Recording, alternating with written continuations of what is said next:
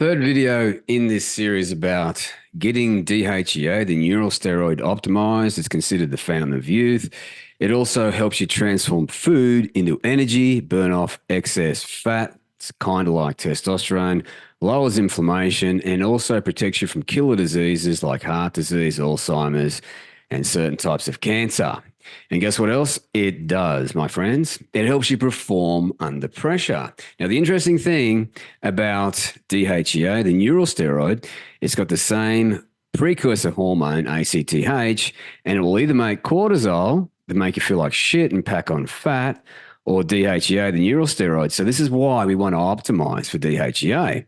And when you make a lot of it, it puts it into a bank called DHEAS, attaches a sulfur to it, stores it in a bank.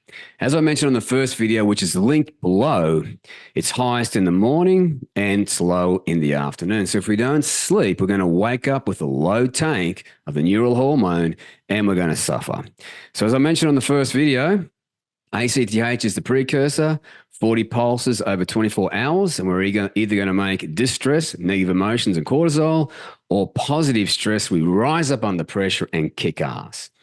So a lot to be said about this neurosteroid because we've got superior problem solving and academic performance, military performance, but great emotion when you optimize for DHEA. You've got significant increases in the positive effect scales of caring and vigor, and also, and importantly, significant decreases in the negative effect scales of guilt, hostility, burnout, anxiety, and stress. So who wants that shit in their life? So we really have to get a handle on this. So the first video, we talked about the easy things to start doing now. Then the second video, we talked about heavy clamps, and that takes time. And today we're talking about inappropriate immune issues with food sensitivities and DNA ones as well. We'll also speak about an elimination diet to start optimizing this one, heavy metals, and also mold.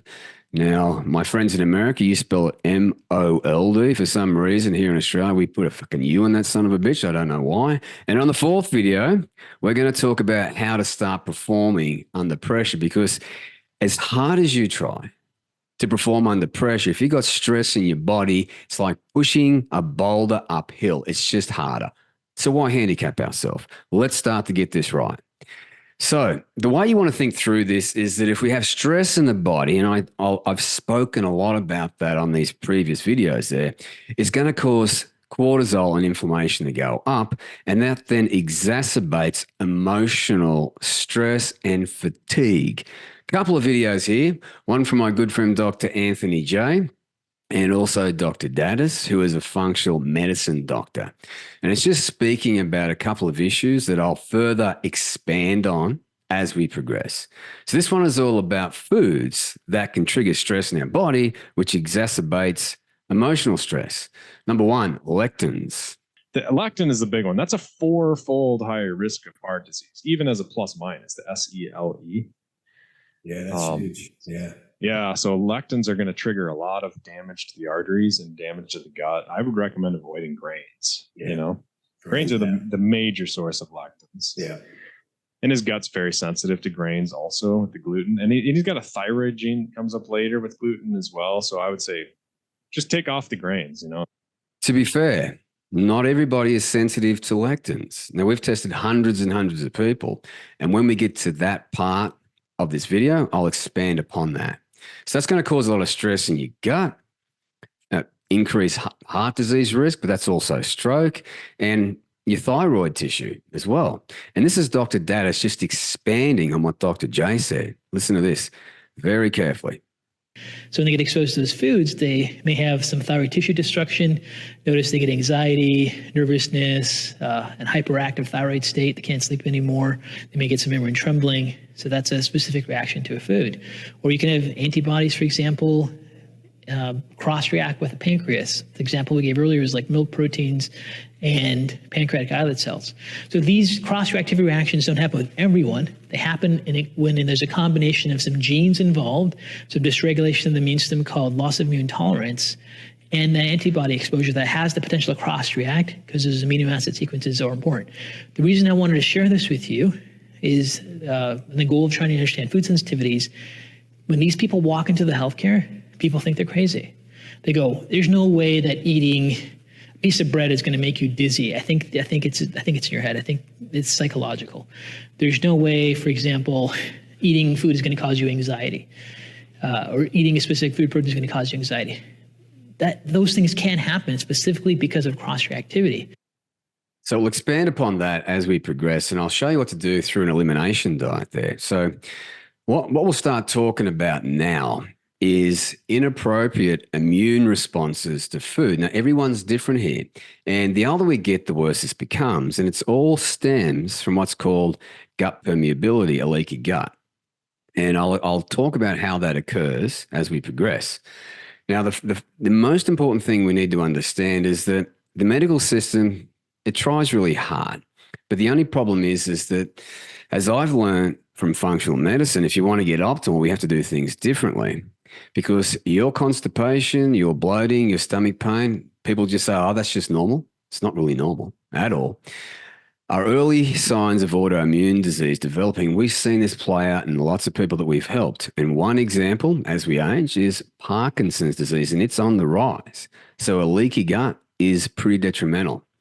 And if you've got these inappropriate immune responses to food, and you can test this out, and I'll show you a couple of examples, it can cause inflammation in about 5 minutes or less. And you don't notice this. Everything comes down. You become fatigued. You get brain fog. You could get a bit of wheezing. You could get a headache. There's all of these symptoms that arise, and you think, oh, well, shit, that's normal. I'm just getting old. Your body is screaming out to you saying, dude, something's up. Fix it, fix it, fix it, fix it. So there are clear signs that you aren't optimal. So let's have a look at what's called an IgG immune test with food, but you can also do an IgA, an IgM, an IgE. So we can do all of these different food testing. So here's just one, which is IgG. So this is a recent one for one of the dudes that we help, and he loves dairy. And guess what? When we checked out his DNA, his genome, he didn't have any dairy issues. But here we are. He's got inappropriate immune responses to dairy. And I'll talk about why and how that happens so we can correct for that, because we don't want this to happen. And when it comes to grains, legumes, and nuts, like we see this all the time. Almonds, people have got this issue with almonds and they keep eating them because they think they're healthier than, say, dairy. Maybe not. Barley is another big one there. Buckwheat. And you can see the issues with food. And you come across here things like asparagus. Like this is causing a pretty large response, food sensitivity to foods. You've also got carrot and celery and lettuce and tomato that are causing big issues. And you're not going to feel this. It's just you get tired, you get fatigued. It's a delayed inflammatory response. Your body is saying, dude, there's something wrong. We have to fix this. Now, let's just expand upon that. So right here, you can see big trouble with oats here, spelt, and over here you've got crab, which could be an issue when you talk about crustaceans and fish. And then let's talk about meat. So this gentleman here doesn't really have any issues with meat, bit of a sensitivity to egg white and egg yolk. But another client that we recently helped, and I was kind of shocked about this, old beef, pretty inflammatory, and especially on the egg white and the egg yolk there. But, things like apple is getting a bit iffy there. So apple's got things like pectin in it, which you can be sensitive to. So I'll talk about how to test for that as we progress. But what you want to do is rotate your meal plan or use an elimination diet. And we'll talk about that towards the end, how to use an elimination diet and maybe rotate your foods. So what you don't have is a delayed inflammatory response, because what I've come to understand working with these experts, functional doctors, is that you've got food allergy, which is an IgE test, which is completely different and life-threatening compared to a food sensitivity. So they're two different issues. So a food allergy, you'll have some kind of response. However, and importantly, the IgG or the IgA or the IgM, it's a delayed response, and probably feel nothing at all. You might have a bit of a runny nose while you're eating certain foods, and that can be just one example of your body saying, this food's maybe not good for me. So what we'll do now is just talk about these different IgG tests and what they mean. So again, this is Dr. Daddis, and I should have his information linked below. And I've just got a couple of small videos here to play so you can fully understand the scope of the problem here. And don't blow this off because it's a big deal. Like, this won't show up right away in your life. Like, you might hit 30 or 40 and thinking, like, I'm just a bit tired and fatigued. I'm putting on a little bit of weight. But your body's going to get to a point where it's going to be really difficult to recover with these food sensitivities. They're going to cause a lot of tissue destruction, which isn't helpful. So, video 1. And they cause delayed inflammation. They don't cause immediate symptoms. So here, when you look at these different antibody structures, you can see antibodies like IgG, IgM, IgA. These are antibodies that are involved with food sensitivity and not allergy. And these antibodies don't cause immediate symptoms. And so they don't cause immediate symptoms. It's a delayed response, and you just feel fatigued. You might get a bit of brain fog. Your hormones are unbalanced. You're packing on the weight, and you're told this is normal. It's not normal. Video number 2. For allergy, there'll be IgM, IgG, or IgA produced, and this leads to a systemic inflammatory response. It doesn't lead into immediate activation of mast cells and histamine, but it just kind of creates this inflammatory load throughout the body. So that's the key thing with food sensitivity. Now, people who practice functional medicine, people who practice nutrition, people that are working with chronic inflammatory conditions, autoimmune diseases, they really do care about food sensitivities because their goal in their clinical practice to trying to mitigate the patient's expression of their chronic inflammatory disease is to find as many triggers they can that's causing inflammation and reduce them. Now, in the world of allergy, they don't care. They really think, so what? Some of these antibodies are high. It's not going to really cause you to have anaphylaxis. It's not going to cause any immediate wheezing. You don't need to carry an EpiPen, so what's the point of testing for them? But for us, in a clinical model where inflammation does matter, and we're trying to find all the things that are involved with inflammation, we really like to look at food sensitivities. So you will see some type of bias in the healthcare field for one kind of testing versus the other. Okay, and it's very common for people to not have any noticeable allergies, but when they do food sensitivity panel, they react to several food proteins. Now, there's another immune response to food, which is like a genetic T-cell response, meaning that there's genes involved that are causing the person to have a profound impact to a food protein. And the best example of this, and the one I want to illustrate with you, is celiac disease. And we'll talk about that as we progress. But as you can see, functional medicine, they really want to optimize you. The current medical system, they don't test for this. They think it's not really worth it because it's not life-threatening. And that's the problem. But you're suboptimal. You don't feel very good. Your earning potential comes down. Your life potential comes down. Your brain function goes down. And you feel like shit and you struggle. Why struggle? So what really plays out is when you've got these issues is that your stomach doesn't work very well. And we'll talk about that towards the end. So you got stress that can exacerbate that, like emotional stress. You got toxins and chemicals that are coming into the gut. Then you've got these food particles that aren't being digested properly because people got a sick gut. You've got the drugs, which are chemicals, and your body's got to detox them. You've got pathogens coming in as well. So basically, here's what happens. These undigested food particles, because your gut's not very well, your tight junctions open up and these food particles go through into systemic circulation and they trigger your immune cells to attack that food particle. So here's how it plays out. So these food proteins that are undigested, we call them antigens.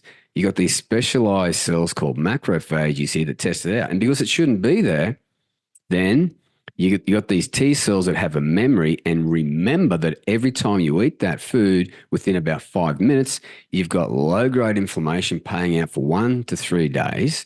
And then this whole process occurs. You got an exaggerated histamine response, mast cell activation, and you don't feel it. You just feel subpar, and you get used to this. So that's how it plays out.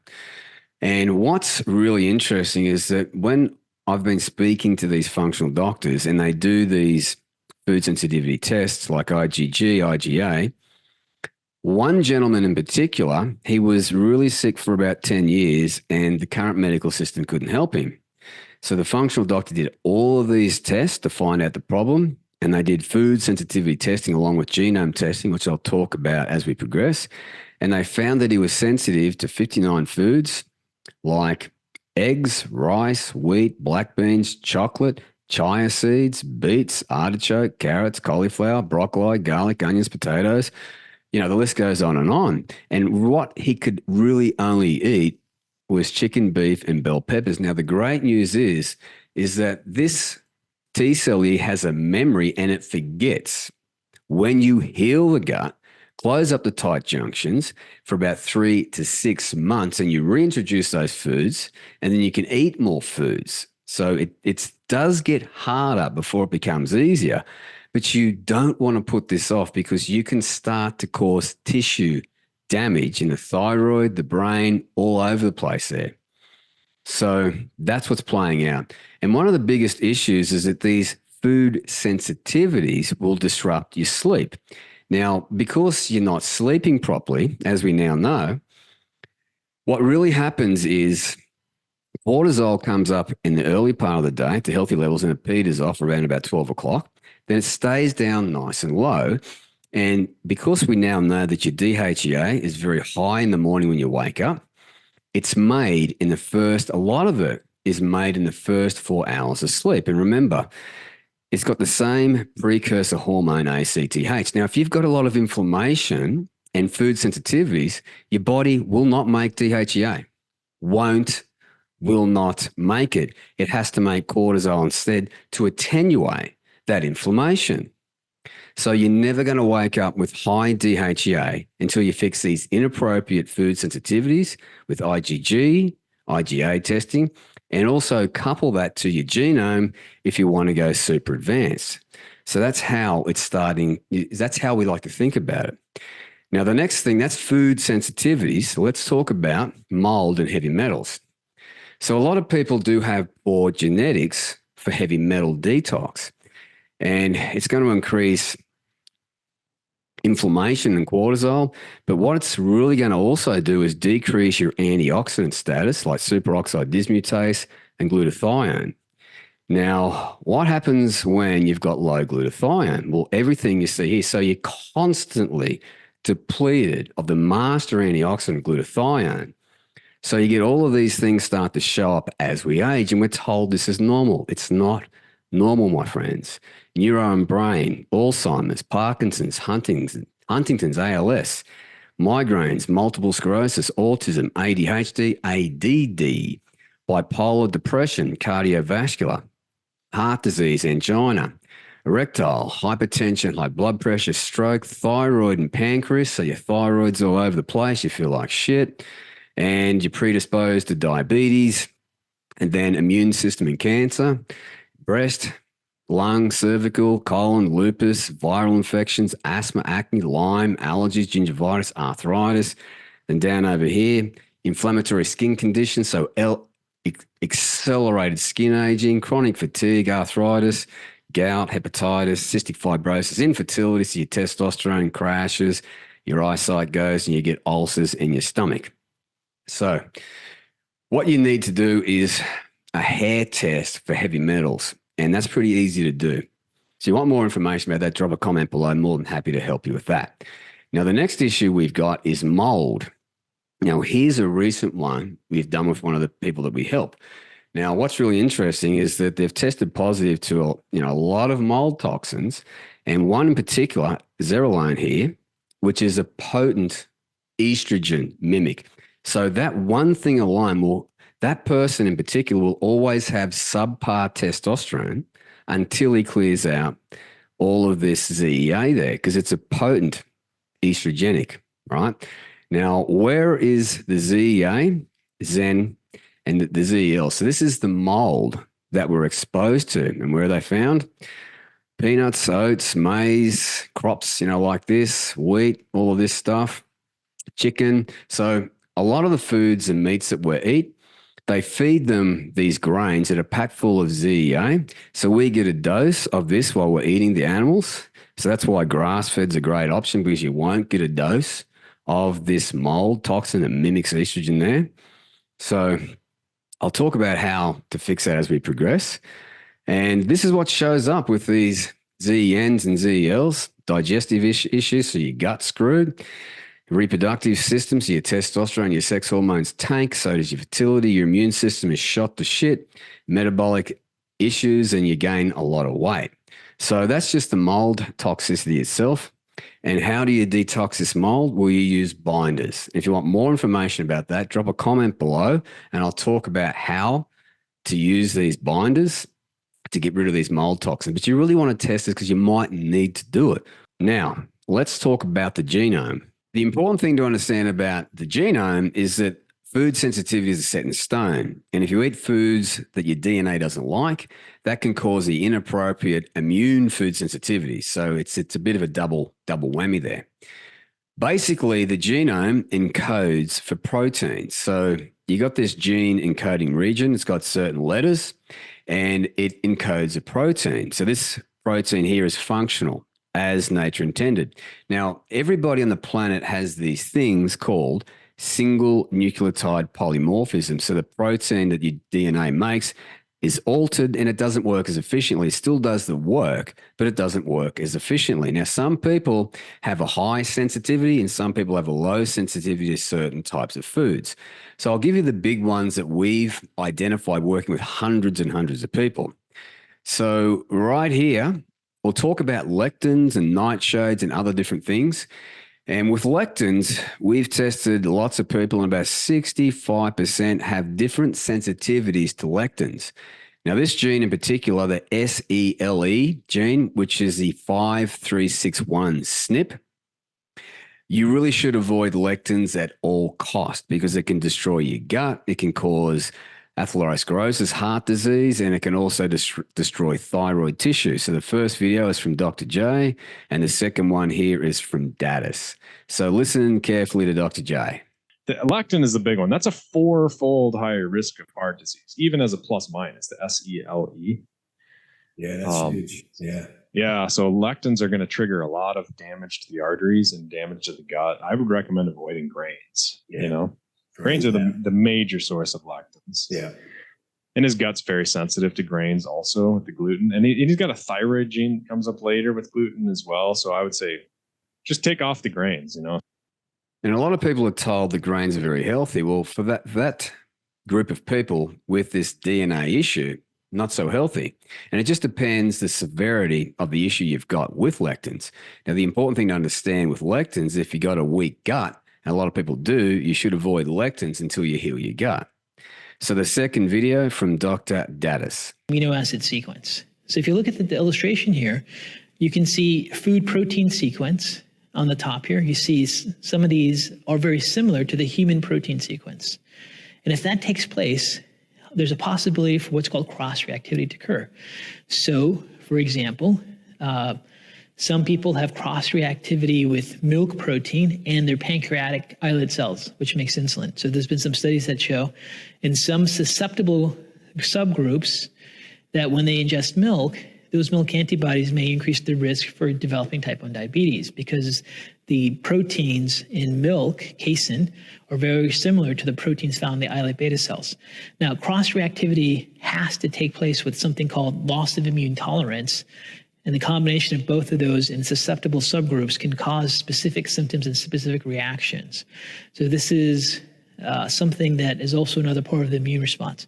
So not only can foods cause Ig allergies or IgG food sensitivities, or you can have genetic response to T foods. But once antibodies are made, if people also have a severely dysregulated immune system, which is called loss of immune tolerance, some food proteins can directly bind to tissue and cause significant symptoms. So here's an example. Certain foods, for example, have been shown to cross-react with a thyroid gland. Gluten, for example, has been shown to cross-react with a thyroid gland. Food proteins that contain lectins, like pea protein, agglutinins in beans have been shown to cross-react with the thyroid gland. So in those scenarios, if they ingest those foods, antibodies made against those foods can also then bind to human tissue because the human proteins have amino acid sequences that are very similar to the food protein, and these antibodies bind to those tissues. But once antibodies bind to tissue, that tells the immune cells called T cells and natural killer cells, which are the soldiers of the immune system, to destroy that tissue. That's called cross-reactivity. So this is another mechanism that can happen with foods that are involved with immune responses. So here's another key concept. Cross-reactivity can cause very specific symptoms and signs from immune reactions to foods. So some people will eat foods and they have immediate joint swelling and joint pain. Like, it's very clear. They don't have any other symptoms. They don't have the wheezing and allergy symptoms and skin reactions. They may have immediate joint swelling and joint pain.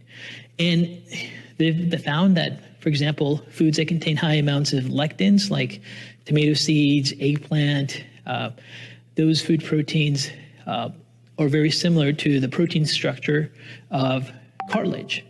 So some people have susceptibility for their genes and their immune dysregulation, whereas as soon as they eat those tomato seeds and eggplant seeds, those antibodies made against those seeds start to also bind to their joints and to tissue, and then they get their rheumatoid arthritis, for example, promoted. Another scenario could be somebody gets exposed to a food protein, gluten, for example. There's a condition out there called gluten ataxia. And in gluten ataxia, there's some susceptible genetic subgroups. When they get exposed to gluten, the antibodies against gluten bind to their brain area called the cerebellum, and then some people have antibodies that cross-react with the thyroid gland. And there's some foods that have been shown to cross-react, like we talked about earlier. Lectins and gluten is another one, for example, for the thyroid gland. So when they get exposed to those foods, they may have some thyroid tissue destruction. Notice they get anxiety, nervousness, and hyperactive thyroid state. They can't sleep anymore. They may get some memory and trembling. So that's a specific reaction to a food. Or you can have antibodies, for example, cross-react with the pancreas. The example we gave earlier is like milk proteins and pancreatic islet cells. So these cross-reactivity reactions don't happen with everyone. They happen when there's a combination of some genes involved, some dysregulation of the immune system called loss of immune tolerance, and the antibody exposure that has the potential to cross-react because those amino acid sequences are important. The reason I wanted to share this with you is the goal of trying to understand food sensitivities. When these people walk into the healthcare, people think they're crazy. Yeah, so this is what you're left up with. Like, you go and say, look, I've got these symptoms. The medical system says, oh, you're crazy. Like, this can't happen. Like, eat your grains. There's nothing wrong with you. And I'll talk more about that as we progress. But as he mentioned there, you got loss of immune tolerance there. So basically, when you got loss of immune intolerance, you've got that leaky gut. So these tight junctions open up, the food particles leach in, cause that inflammation. And a lot of the people that we help, they've got no clue that dairy is causing this issue. So this is a clear indication that your DNA is causing the issue in the first place. And then you've got loss of immune tolerance there. Food particles leach in. And then your T memory cells here, as I mentioned here, they remember that food is an issue and you shouldn't be eating that food. And within 5 minutes, you've got that inflammation. You don't feel very good. You walk into the medical system, they think you're crazy. And this is what we are left with. So, and then we're also told that, it's just age. You're aging. This is just a normal part of aging. I don't think it's a normal part of aging at all. So that's lectins, but you've also got issues with things like nightshades. And we've tested, again, hundreds of people, hundreds and hundreds, and about 25% have a sensitivity to nightshades. And the issue with nightshades is that a lot of people tell you that ashwagandha is really good for you. Well, it's a nightshade. So these nightshade foods, they will destroy your gut. And when your gut is destroyed, you've just everything goes around in circles, right? Your energy comes down, your sex hormone production goes down. You got brain fog, you got all of these issues, and the medical system thinks you're crazy and they send you on your way. This is what we're left up with. Now, another big issue that we're seeing is like heavy metal toxicity. And a lot of people don't understand that iron is a heavy metal, and the body's representation of iron on a blood lab is ferritin.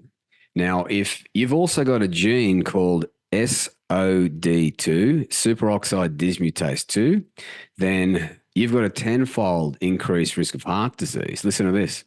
Heart disease. Yeah. So this one gene, there's really the two genes here, but the SOD2 gene is not a risk unless her ferritin is high. But if her ferritin is high, this gene gives her a 10-fold higher risk of heart disease, which is super high risk. Tenfold. Yeah. We want that to be 0-fold. So you got to make sure the ferritin is between 50 and 100, not just 50 to 500 or some kind of crazy nonsense. Yeah. Has to be optimal, not just normal in this one. So, like, we've seen, like, most of the people that we help, we did their blood labs with, and over 90%, their ferritin is over that 100 there. And the issue again is that the medical system will say that up to 400 on your ferritin is okay. And it's driving heart disease, a 10-fold increased risk of heart disease with that one gene alone, which is absolutely huge. So that's why we recommend that you get your labs checked and work towards getting them in functional range. None of this big wide stuff. I've got more information about the labs to get, should be in the caption below. Now, another gene that can be a bit of an issue is one that you're intolerant to foods that contain ergothioneine. Now, mushrooms contain a boatload of ergothioneine. So if you've got this gene and you've got the TT allele here, so you're homozygous to this, you've got a 2-fold increased risk of Crohn disease. And to make matters worse, this is what's also playing out. Like, as this scientific paper says, in humans, ergothioneine levels in plasma and whole blood are significantly elevated and, interestingly, continue to increase in whole blood for up to 4 weeks after administration ceased. So we really want to make sure that if you do have these genes, you're not eating the foods that's causing all of these issues. And this one in particular, just this one gene alone, kidney disease, preeclampsia, myocardial infarction, so heart disease, pressure overload, liver fibrosis, fatty liver, increased reactive oxygen species, reactive nitrogen species, so you get high blood pressure. That causes a 2-fold increased risk of oxidative damage, tissue damage, and it's also this ergothioneine accumulates in your tissues for round 2. So that one thing alone can cause a lot of issues. So that's why we recommend that people really understand their genome to find out what foods they're sensitive to. And we'll talk about that as we progress. Now, again, hundreds and hundreds of people we've tested, and you've got celiac disease and gluten sensitivity, and they're completely different. The medical system doesn't test for gluten sensitivity, and we found over 90% have a sensitivity to gluten, which is absolutely huge. It will destroy your gut, your skin, your brain, your thyroid, a whole bunch of different organ systems. And this one here, gluten, right? They actually call it celiac brain. So see these white lesions here? After 1 year on a gluten-free diet, it reversed on a gluten-free diet. So this is what we call an elimination diet. So our recommendation is to go gluten-free for quite simply because we've tested lots and lots of people, and a full over 90% are sensitive to gluten. And here's the problem with the medical system. They'll test you for celiac disease with gluten, and they'll generally only test gliadin alpha and tissue transglutinase 2 in the gut. And if you test positive to that, they'll say you've got celiac, right?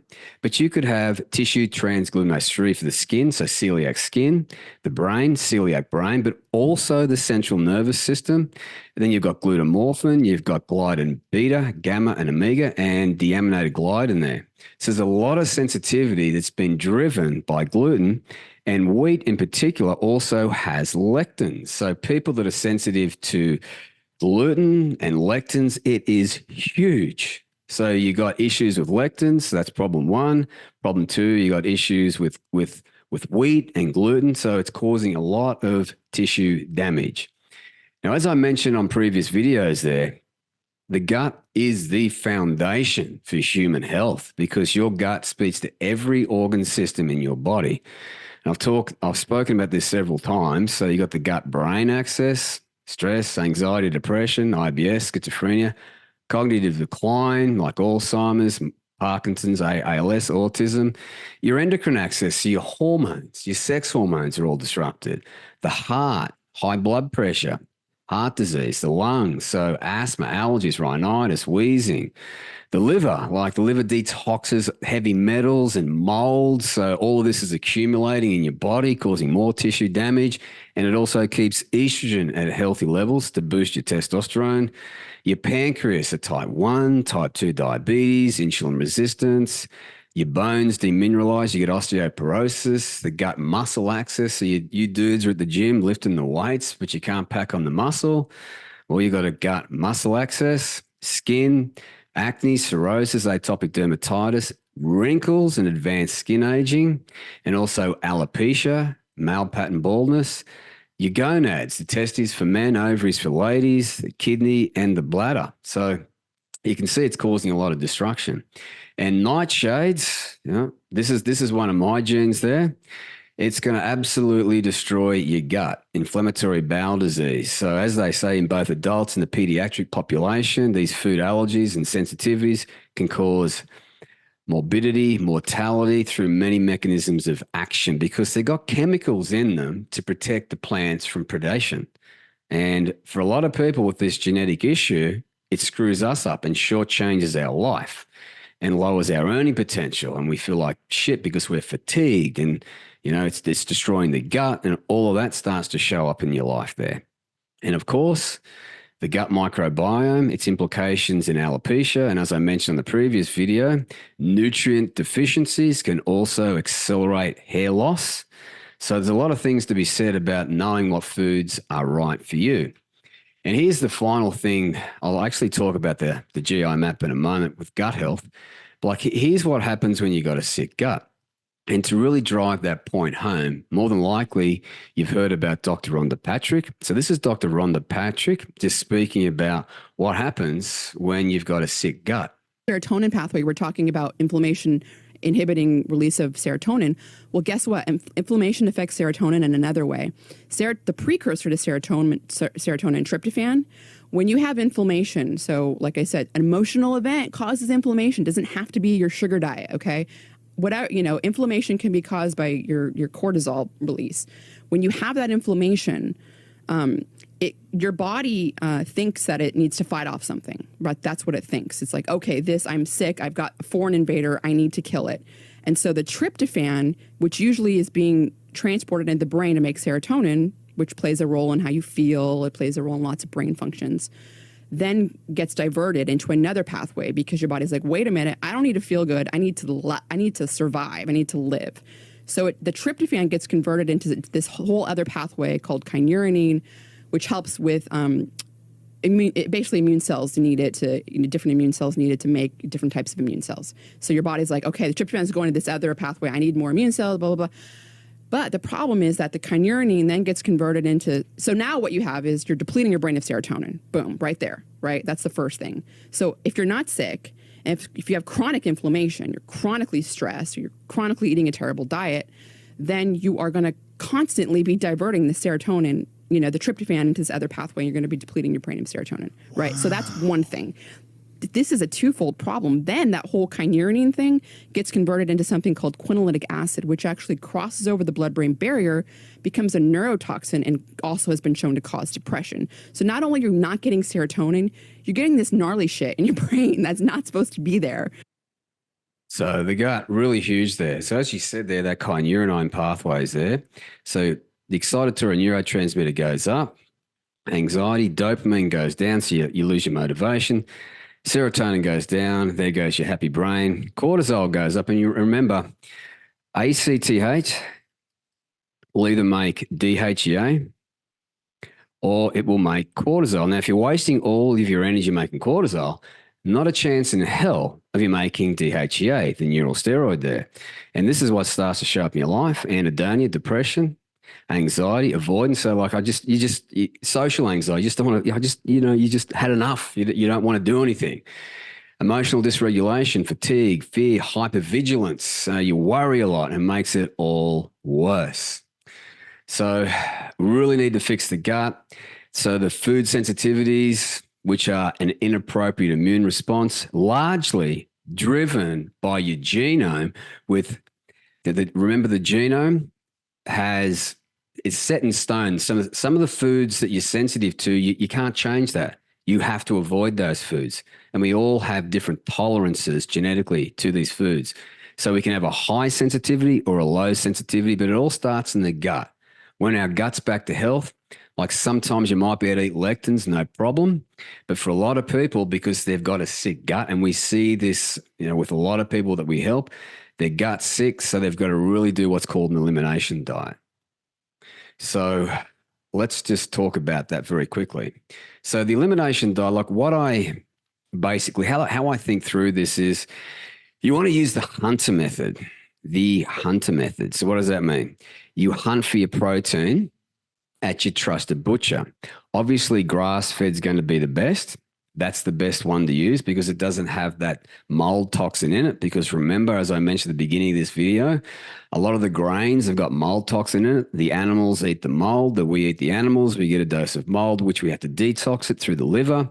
And if you got a sick gut, you're going to have a sick liver. You can't detox it. These mold toxins build up. Then you forage for your fruit and your veg, your trusted producer, and then you reject big food because they're full of crap. Preservatives, emulsifiers, chemicals, all of that shit. And I spoke about that on previous diets. So the elimination diet, we kind of recommend when we work with new people, gluten and dairy off the books, lectins and nightshades, you want to be very wary of until we look at your genome and also your food sensitivities. So when we understand your genome and your food sensitivities, we can give the people that we help a list of foods that's going to enable their body to repair and recover. And that's the absolute key right there, because you're eating foods that your DNA doesn't like, or you're eating foods that your T cells remember that you shouldn't be eating this food, then it's a big problem because cortisol is going to go up. You're going to get fatigued, you're going to get depressed, you're going to get anxiety, your thyroid's going to be out, you're not going to sleep. All of those issues start to show up. So that's the big issue that we find. So basically, the way that I've spoken about this in several videos, that you want to work with somebody that knows what they're doing if you want to get there fast. All the videos I'm putting together now is going to show you how to get there. And what we recommend that people do is use the functional method. So your exposome, your history, and your blood labs. And remember on previous videos, the current medical system doesn't check all the critical labs and they don't get them to optimal. Now, a clear example was ferritin. Some labs will say 400 is okay. And you heard Dr. J, we need to get it between 50 and 100, and that's for everybody. So your labs need to be looked at. And then your genome there. If you know what foods your DNA doesn't like, you can take them off the breakfast, lunch, and dinner table. And then we can look at your microbiome there through a GI map and just see how to fix your gut, because everyone's different. And I will do another video on this. And then the IgA testing and the IgG testing, that's going to find out what foods you're sensitive to right now. And just to refresh your mind there is the test. So it's going to test dairy, grains, vegetables, all of these things here, meats, fruits, all of those things. And they can even give you a rotation and suggest foods that you need to eliminate right now. So if you want to reach out to me, there should be information below, and we can walk you through the whole exposome, genome, microbiome, food sensitivity, mold testing, heavy metal testing, all the tests you need, your blood labs, all of it. Information on this page, reach out to me and I'll jump on a call with you and I'll just show you how we can help you. So if you want to do that, please feel free to do that. Now, the next video, that's the final video that I talk about with DHEA, we're going to talk about emotional stress and how to become both emotionally resilient and physically resilient. So we'll talk about how to reduce the size of the amygdala, the fear and stress center. We'll also talk about the anterior midcingulate cortex, getting your body strong, and the difference between eustress, which is great. You rise up under pressure and perform like a boss, and distress, which makes us feel like garbage. Because testosterone, sex hormones are really important, but so is DHEA. We've got to make sure we've got this neurosteroid in the up position.